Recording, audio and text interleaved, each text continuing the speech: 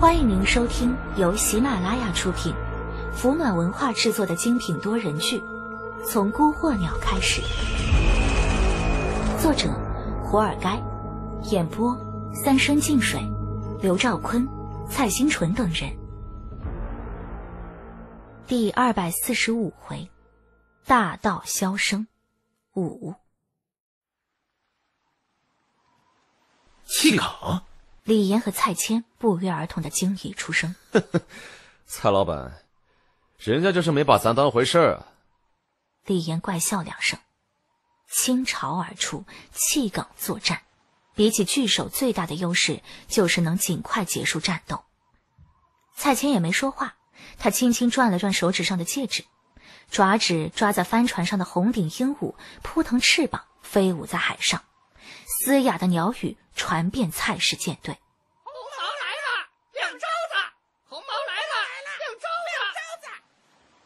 蔡氏的船上画着花花绿绿的青面獠牙，家仆水手皆穿青色藤甲，挎着这时节在欧罗巴也是凤毛麟角的撞击式火帽激发枪，声浪震天。近1000条不同样式的大船在海上遭遇，在青黑色的海水衬托下，载浮载沉的船板带着厚腻的质感。火炮凌厉之际，船只齐齐一扭，2支纠错的舰队太极勾玉图似的咬向彼此，又像2群绞圈鱼群彼此来回游动，战线绵延40几里，分外壮观。海风把李岩的裤脚吹得来回摆动，他矗立在千帆之间，背后是獠牙似的凌厉风帆，脚下是森森的炮口。中间的海面上2股白沫子撞在一起，李岩咬着尾指，吹出一声长哨。波澜壮阔的海面上炸起数百道火花，红旗血帆炸船和银色的瓦斯科战舰几乎同时开火，黑烟弥漫，海浪汹涌。红旗水手们擦拭着各自的刀枪，李岩凝视着蔓延的红黑色炮火，低头看了一眼自己手里放平的环龙汉剑，上面有指甲盖大小的缺口，还有蔓延的裂纹，若是触碰，可能还会有碎片落下。他叹息一声，把环龙收回个人印记，反手抽出战金虎头大枪，吞刃如同狂蟒一般抖动，60厘米的白金枪锋直指对手战列，喊杀震天。金红色炮火之下，英普联军对红菜海盗火炮惊人的威力和射程的微弱惊呼被狠狠压下。红褐色的烟尘木屑大股大股的飞溅四射，剿灭落后野蛮的远东海盗，眨眼之间就变成惨烈如绞肉机的血腥屠场。一枚枚威力奇大的火药弹舔舐着每一个不列颠水手的生命，转动的船舵被炸成粉碎，整支英普联军的前端陷入了一片火海。红旗帮和天伯斯同样不好过，一名正在给火炮填弹的红旗水手被一枚火炮正面砸中，10来吨重的炮台被整个掀翻出去，带着散落的残肢断骸。烈火烧灼，一双断脚还站在原地。一艘艘蔡氏的船只还没有来得及交锋，就在双方舰队彼此咬合的时候，陷入一片猛烈的火炮当中，死伤无数。蓦地，红旗一枚看似普通的火药弹正落在凶猛开口的瓦斯科战舰甲板上，紧跟着周围4、5条不列颠的船只都笼罩在一片黑雾当中。火炮大失准头，在2方彼此交掠，战列不断变换着接近的时局下，甚至还出现了误伤友军的情况。而这样的攻势，东印度公司的管事们再熟悉不过，这是暴怒独有的黑雾弹。不列颠船舰上一行人之中，艾博失心疯似的捶着桌子。赫伦科技果然落在了远东海盗的手里，难怪海盗拥有丝毫不输给我们的火炮配备。海盗里不可能有人能操纵那台机器，我们当中出了叛徒。现在不是争论这种东西的时候。亚历克斯爵士打断了众人的七嘴八舌，他沉吟一会儿。赫伦科技，我是听那位自诩天才的船匠说过，只有7大船才能抗衡7大船。红旗的黑雾炮弹一度扭转双方惨烈的换攻局面，尽管火炮威力相当，可对轰，红蔡联军的船只战损依旧在丧气的3-1。无他，不列颠的瓦斯科战舰在灵活性上领先了红蔡联军太多，这是再娴熟的水手也无法弥补的差距。此刻的南洋乃至全世界，面对火力强劲的爆炸弹依旧没有太高的抵抗能力，可打不中的话，一切都是徒劳。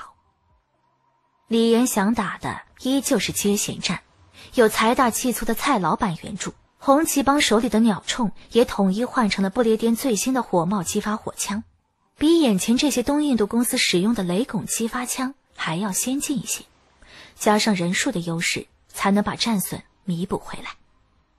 蓦地，一条中等体型的3桅黑船冲出了黑普联军的战列，而让人瞠目结舌的是，整艘黑帆船上竟然镀上了一层华彩夜夜的巨大肥皂泡，火焰烧灼也不能破坏分毫。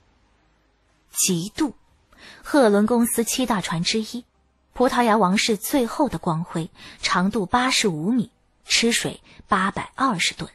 魔动科技，传说唯一气膜制造机。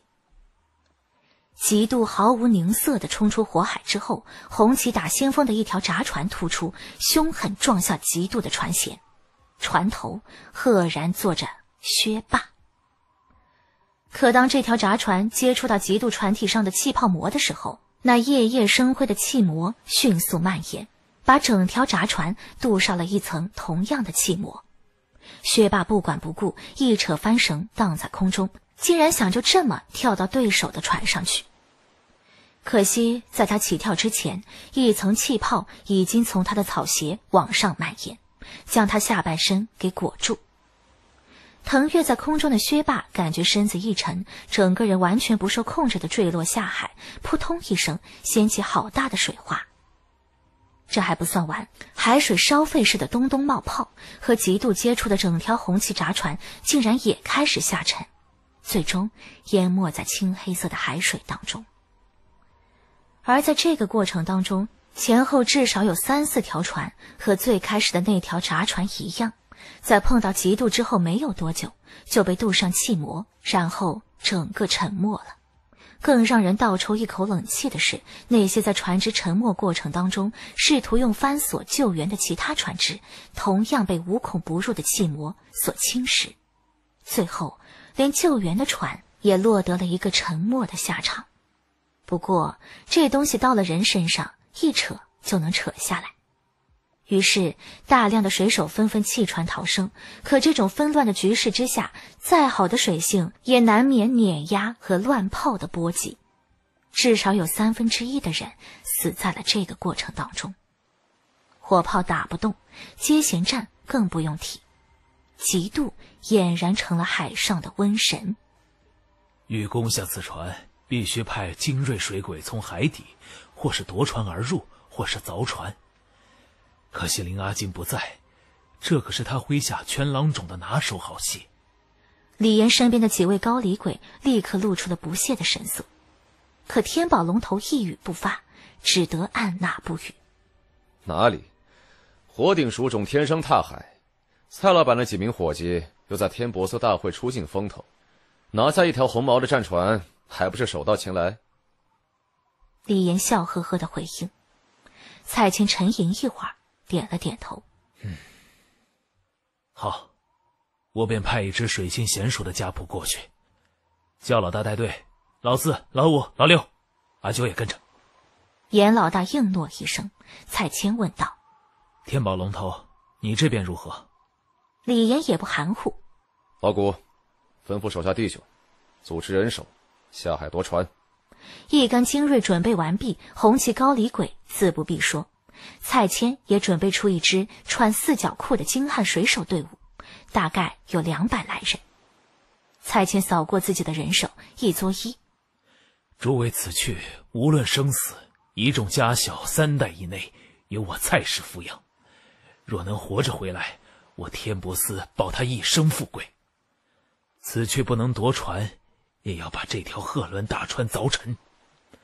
广州湾胜负乃至家国形势，就托付给各位了。蔡氏人人脸色严肃。蔡青说完，拍了拍严老大的肩膀，压低声音：路上小心，危急关头保住性命才最重要。此物你拿着，关键时刻也许能救你们兄弟姊妹性命。严老大看了一眼蔡青递进手里的小物件，一抬头连忙拒绝：老板，这东西是……蔡青不悦的一皱眉，显然不想再多说话了。严老大见状抿了抿嘴：老板，我做事你放心。李岩也扫过自己的手下弟兄，转身2步站到船边，抛下一句话，干净利落：随我下海。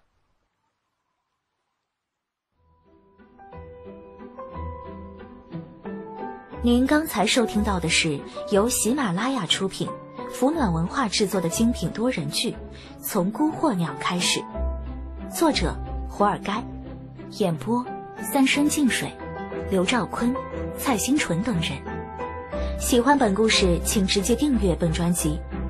我们下一期再见。